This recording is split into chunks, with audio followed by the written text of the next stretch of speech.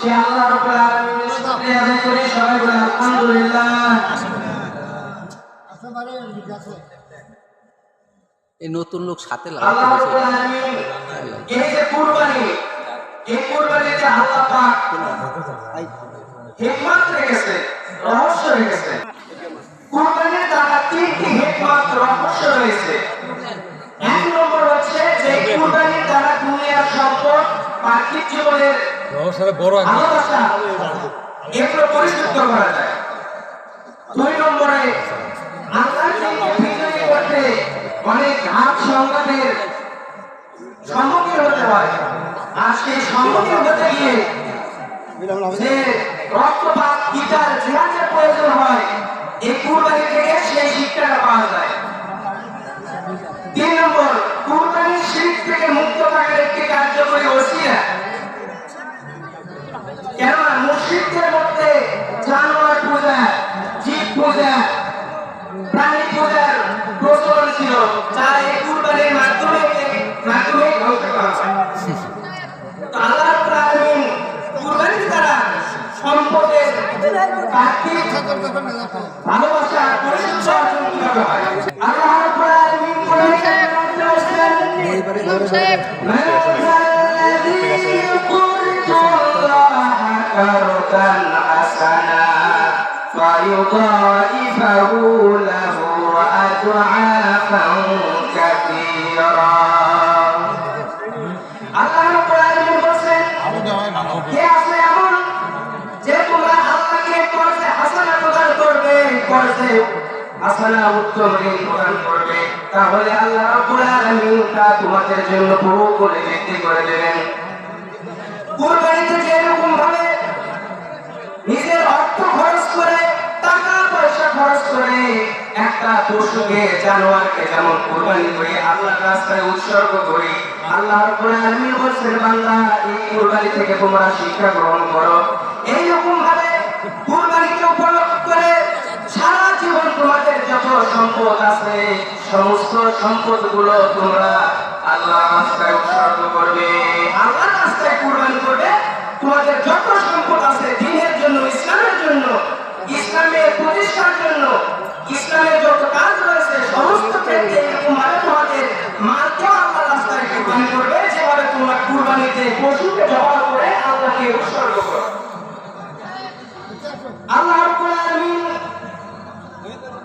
বলেন, এই কুরবানির মাধ্যমে একটা পশুর জানকে যেরকম কুরবানি করা হয়, সেই রকম ভাবে যখন জিহাদের ডাক এসে যাবে, আল্লাহর দ্বীন ইসলাম প্রতিষ্ঠার ডাক এসে যাবে, ও আমার বান্দা তোমরা শোনো, একটা জানকে তোমরা ভালোবেসে যেরকম ভাবে কুরবানি করো, এইরকম ভাবে যখন ইসলামের জন্য ডাক আসবে, ইসলাম প্রতিষ্ঠার ডাক আসবে, তোমাদের সকলের জন্য আমাদের একটি ঘোষণা, একটি ঘোষণা, এইরকম ভাবে পশুকে ভাবে তোমরা জবাই করে জানকে কুরবানি করে দাও। দ্বীন ইসলাম প্রতিষ্ঠার জন্য প্রয়োজনে তোমরা তোমাদের জানকে আল্লাহর রাস্তায় ভাবে কুরবানি করে দেবে।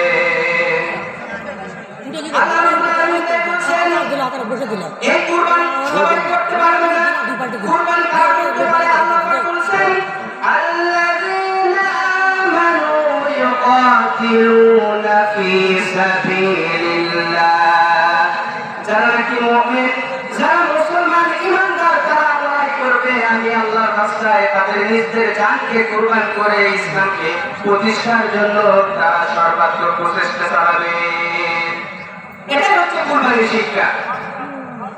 পশু যেরকম ভাবে আমরা কুরবান করে একটা জান কুরবান করি, দ্বীন ইসলামের বিপদে, ইসলামের বিপক্ষে যারা অবস্থান নেয় তাদের বিরুদ্ধে ঐক্যবদ্ধ হয়ে নিজেদের জীবনকে দিয়ে দিয়ে আল্লাহর রাস্তায় নিজের জানকে উৎসর্গ করতে হবে ইসলাম প্রতিষ্ঠার জন্য।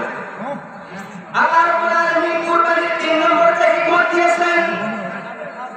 এই কুরবানির পশু, যে পশুগুলো আমরা আল্লাহর হুকুমে কুরবানি করি, ইহুদি মুশরিকরা অতীত থেকে নিয়ে শুরু করে এই পশুগুলো তারা পূজা করত। আল্লাহ রাব্বুল আলামিন কুরবানির ব্যবস্থা করেছেন যেন মুসলমানেরা একাত্মবাদী আল্লাহর ইবাদত করে, অন্য কারো ইবাদত না করে। আল্লাহ ছাড়া অন্য কারো পূজা করা যাবে না, আল্লাহ ছাড়া কারো গোলামি করা যাবে না।